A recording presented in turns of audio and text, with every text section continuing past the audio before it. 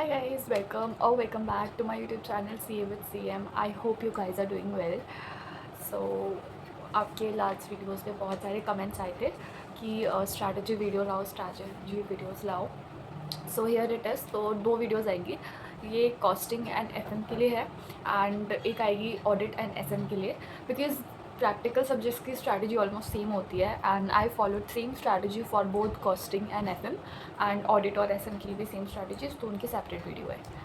So without any further edu point होता है number of practice. बहुत लोगों का क्वेश्चन होता है कि कितनी प्रैक्टिस करनी चाहिए, कितना रिविजन करना चाहिए. देखो, हमारे लिए क्वांटिटी मैटर नहीं करती. What matter at the end of the day is quality.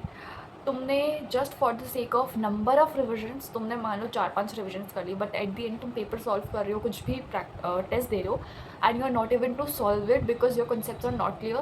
There is no point of multiple revisions because after all effectiveness matter करता है, how effective you are. And so just focus on the quality of your revision rather than quantity. But अगर quantity भी पूछी जाए तो minimum 2 to 3 revisions are mandatory. 2 भी हो जाते हैं तो अच्छी है, बट 3 हो जाते हैं ना तो एक अच्छा कॉन्फिडेंस बिल्डअप हो जाता है कि चलो we have done 3 revisions. And 3 मैं एग्ज़ाम की पहले वाली रिविजन को इंक्लूड नहीं कर रही हूँ, वो 1.5 डे वाली को इंक्लूड नहीं कर रही हूँ. जस्ट बी श्योर कि क्वालिटी अच्छी होनी चाहिए. Mark importance. अब प्रैक्टिकल सब्जेक्ट में क्या होता है कि मैंने तो genuinely I referred ICI module as Bhagavad Gita. क्यों? उसके पीछे रीज़न ये होता है कि देखो, अब बहुत लोग बोलते हैं कि ICI मॉड्यूल में एग्ज़ाम लेवल के क्वेश्चंस नहीं होते, but you never know because ICI खेल जाता है सच में. आप नोटिस करोगे कुछ अटैम्प्ट से कॉस्टिंग का पेपर ईजी आ रहा है, जबकि मैंने सितंबर 24 में एग्ज़ाम दिया था कॉस्टिंग का. तब पेपर थोड़ा सा टिपिकल आया था और मुझे उसमें एग्जामेशन था. क्यों एग्जामेशन था? उसके पीछे रीज़न ये है कि I just referred ICI module as Bhagavad Gita, मतलब हर क्वेश्चन को अच्छे से देख के गई थी.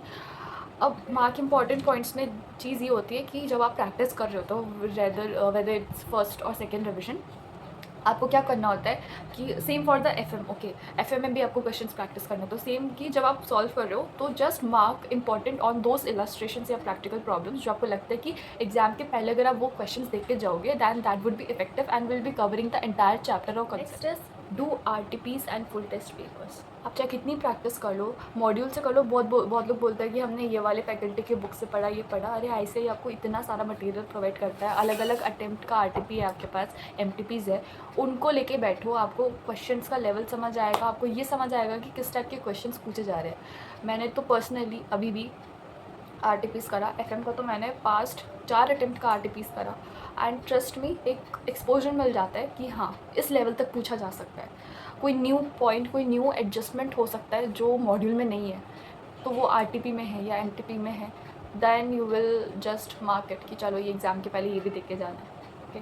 एंड फुल टेस्ट पेपर के लिए तो मैं इसलिए बोलूँगी कम से कम 2 फुल टेस्ट पेपर सॉल्व करो एग्ज़ाम के पहले, क्योंकि देखो प्रैक्टिकल सब्जेक्ट में टाइम मैनेज करना बहुत इंपॉर्टेंट है, क्योंकि ये स्कोरिंग सब्जेक्ट्स होते हैं. प्लस क्या होता है कि 3 घंटे में हमको उसको ख़त्म करना है. हमें लगता है कि हम कर लेंगे, पर एग्जैक्टली जब आप 3 घंटा लेके बैठोगे तो it is actually going to take a lot of time. तो you should know how to handle the pressure. Now there is a catch. Okay, आपको क्या होता है कि हमें पास होने के लिए 40 चाहिए, एग्जामिशन 60 और हमें aggregate 150. Now how to score, मतलब हमें देखो डिस्क्रिप्टिव से तो क्या होता है कि हम वो डिपेंड करता है कंपलसरी क्वेश्चन किस टाइप का आ गया, या फिर हमने ऑप्शनल क्वेश्चन सही चूज़ करा या नहीं, या हमारा पेपर सही टाइम पे कंप्लीट हो पाया या नहीं. ठीक है. नाउ व्हाट हैपन्स कि you should focus on MCQs.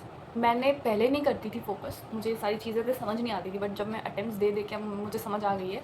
And this time I just focused more on MCQs and I practised MCQs. मैं पहले MCQs प्रैक्टिस नहीं करती थी तो मेरे मार्क्स भी ऐसे ही आते थे. अब मैं बताती हूँ आप MCQs कहाँ से प्रैक्टिस कर सकते हो. 2 जगह जहाँ से आप MCQs प्रैक्टिस कर सकते हो. पहला, ICI BOS का ऐप होता है, डाउनलोड करो. उसमें कुछ सेटिंग्स होती है, जैसे लेवल सेट कर लो. इंटरमीडिएट का ही ऑफकोर्स, तो इंटरमीडिएट सेट करके वहाँ पे MCQ प्रैक्टिस का कुछ ऑप्शन रहता है. Just go there and start your MCQ. Case studies का भी होता है और सिंगल MCQs का भी होता है. उसमें भी ईजी, मीडियम, डिफ़िकल्ट लेवल्स होते हैं.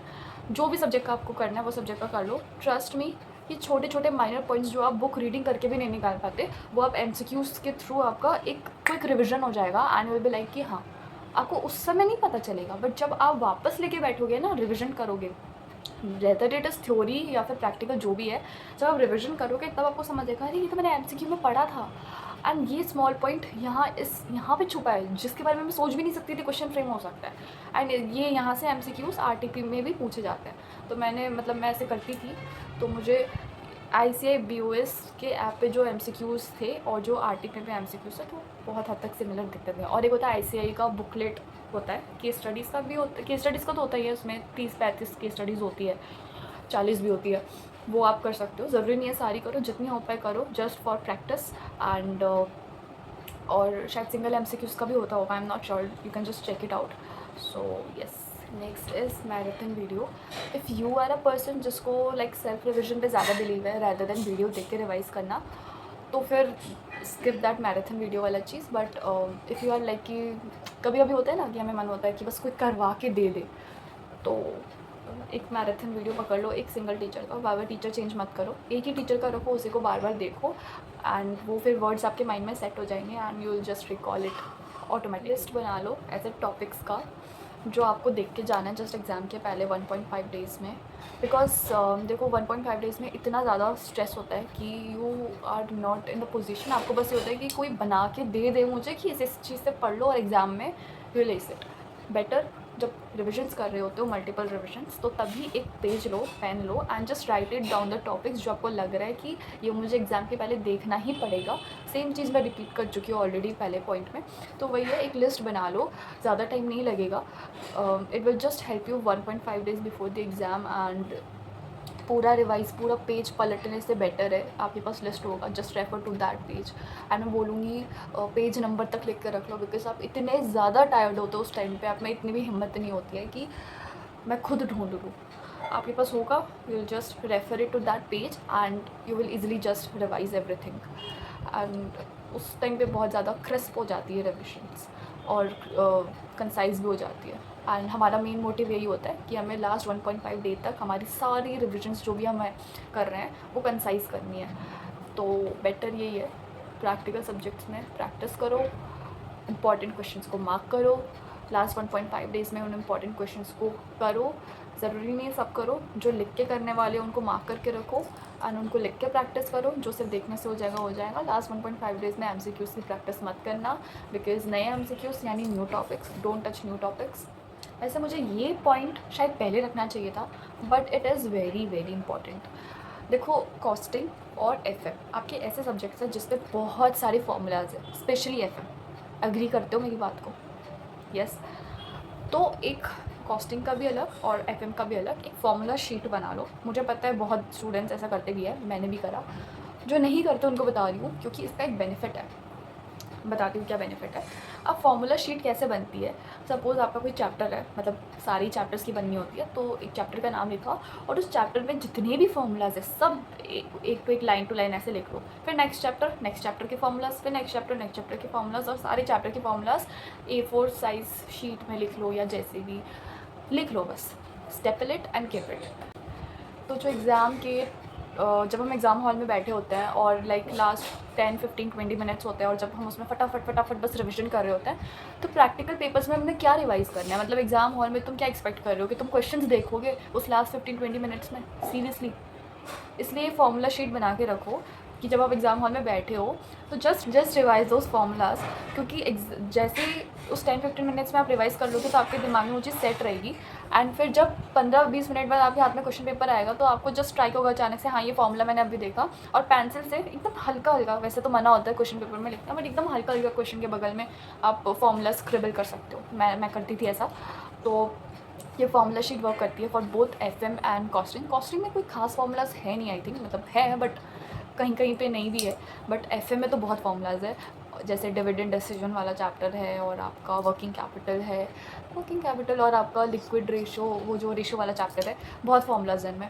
तो ये आप एक जगह सारा कंसाइज कर लोगे और एग्ज़ाम के जस्ट पहले देखोगे तो फिर it is very going to be helpful. So guys this was all about this video. I tried very best. थोड़ी सी टायर्ड लग रही होंगी बिकॉज मैं ऑफिस से आई थी और आप लोग के कमेंट्स देखे मुझे हुआ कि यार वीडियो तो बनानी पड़ेगी, ऐसा तो टाइम नहीं मिलेगा, इसलिए I just took out some time and I was like बना लेते हैं वीडियो। तो मैंने सारे पॉइंट्स कवर करने की कोशिश करी है। लाइक लग रहा होगा कि ये प्रैक्टिकल सब्जेक्ट में क्या ही हेल्प करेंगे, बट करते हैं, ऑनेस्टली स्पीकिंग हेल्प करते हैं। मैंने खुद ये सारी चीज़ें फॉलो करी है। इंपॉर्टेंट मार्क मैं कंसाइज कर दूँ तो इंपॉर्टेंट मार्क करना क्वेश्चंस को, ठीक है। मैराथन वीडियो देखना, जैसे जो वो सुपर 30 सुपर 40 वाले क्वेश्चंस की वीडियोज़ आती है ना, जिसमें मतलब बहुत एक्सक्लूसिवली इंपॉर्टेंट क्वेश्चंस होते हैं, तो उनकी वीडियोज़ मैं देखती थी। एक ही टीचर, फिक्स टीचर की देखो। और जैसा आपका फॉर्मूला शीट बनाना, ये तो मैं डे 1 से फॉलो करती आ रही हूँ, तो formula sheet is very important, बना लिया करो। वीडियो पसंद आया हो तो प्लीज़ सब्सक्राइब कर देना, बिल्कुल फ्री है। लाइक कर देना, कमेंट कर लेना और शेयर कर लेना। कमेंट करके जाना कि आपको नेक्स्ट वीडियो क्या चाहिए। सो बाय बाय।